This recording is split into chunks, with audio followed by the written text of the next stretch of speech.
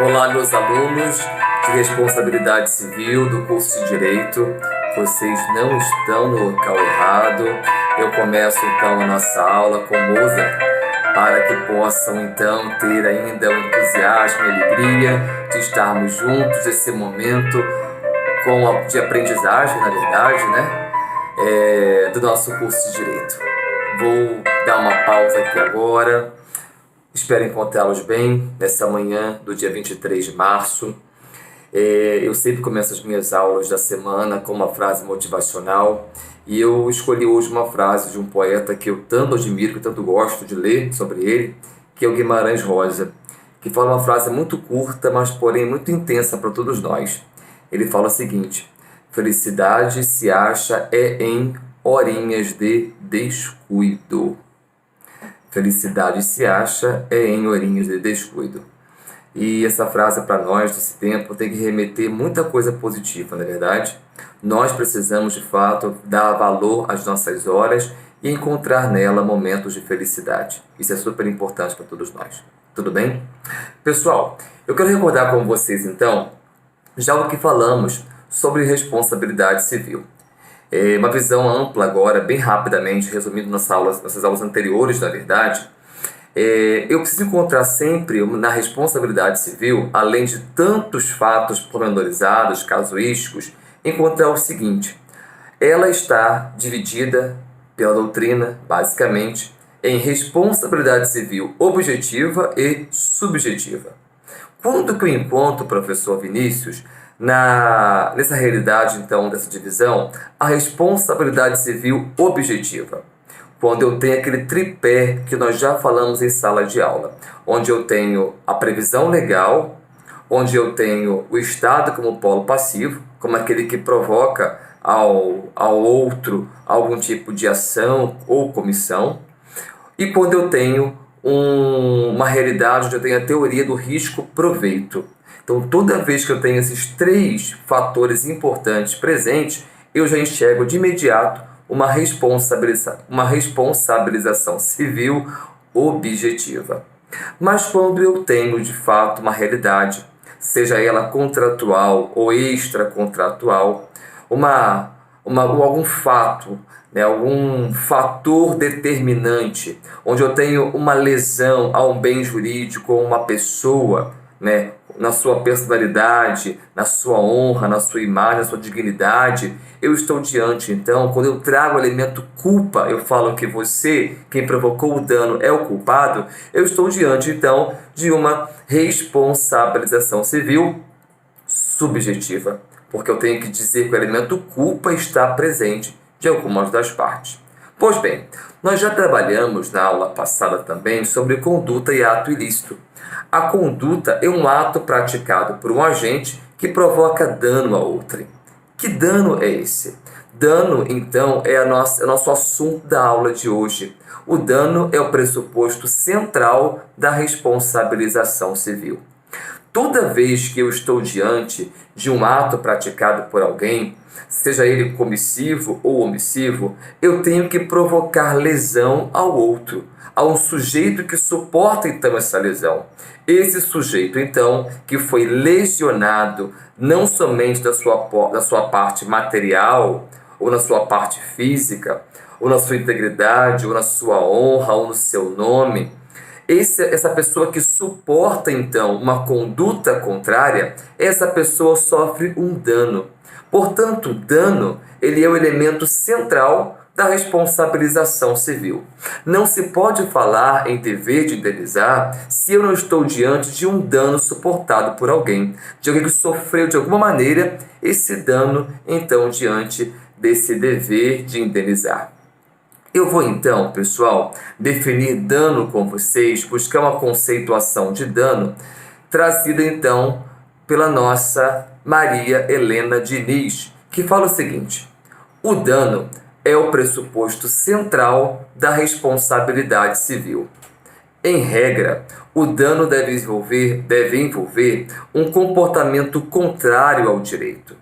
Entretanto, nem sempre a antijuricidade é necessária, eis que um ato ilícito pode também gerar danos.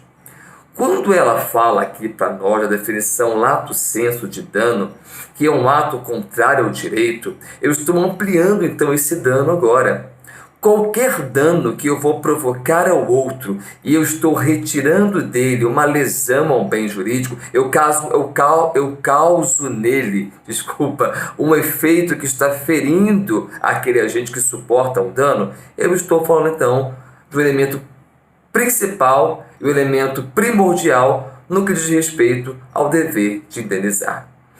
Nem sempre pode estar presente, define ela, a antijuridicidade, que é o que? O ato ilícito. Lembrando sempre que, quando eu tenho uma conduta que eu estou ferindo lato sensu, estou ferindo um contrato social, por exemplo, estou deixando de me comportar como homem médio, dotado de conhecimento, de sabedoria, sabendo o que é certo, o que é errado, eu neste momento estou cometendo um ato ilícito, mesmo que de um modo involuntário. Eu assumo o risco do meu comportamento quando ele está contrário a um ordenamento jurídico. E nesse caso, então, eu estou cometendo um ato ilícito e estou, de fato, provocando dano ao outrem, e se ele sofre o efeito desse dano, eu sou obrigado a indenizar. Pois bem, não para por aí o dano. O dano pode ser dividido e essa divisão pode ser acumulada diante de uma indenização. O que é isso, professor? Veja bem, o dano pode ser um dano material, que é um dano patrimonial, pode ser um dano moral, mas também pode ser um dano moral estético. O moral é dividido em moral por moral e moral por estético. O dano patrimonial é quando eu posso enxergar uma lesão direta a um bem jurídico tutelado patrimonial. Eu estou ferindo o patrimônio de alguém. Se eu estou no trânsito, por exemplo, e eu bato, colido, abalroo no veículo ao meu lado e eu provoco então nele uma lesão ao patrimônio dele, ao carro, ao veículo dele, eu estou praticando então um dano material e sou obrigado a indenizar caso o elemento culpa esteja presente nessa relação extracontratual. Se eu, por exemplo, ao bater no veículo de alguém, essa pessoa dirigindo esse veículo, por exemplo, estava indo a uma consulta médica, ouvindo de uma consulta médica um psiquiatra, por exemplo, estava ali nervosa e eu tenho um agravamento, uma piora do seu quadro clínico, psicológico, psicossocial, eu também posso imputar, diante dessa relação extracontratual, um dano moral. Por quê? Eu acabei nesse momento infringindo, eu acabei lesionando nesse momento o seu psicológico, o seu status pessoal. E nesse momento eu posso acumular nessa colisão, nesse abalroamento, também uma lesão ao seu psicológico, houve uma piora no seu quadro. Eu posso então imputar diante disso uma responsabilização civil no que diz respeito ao dano moral.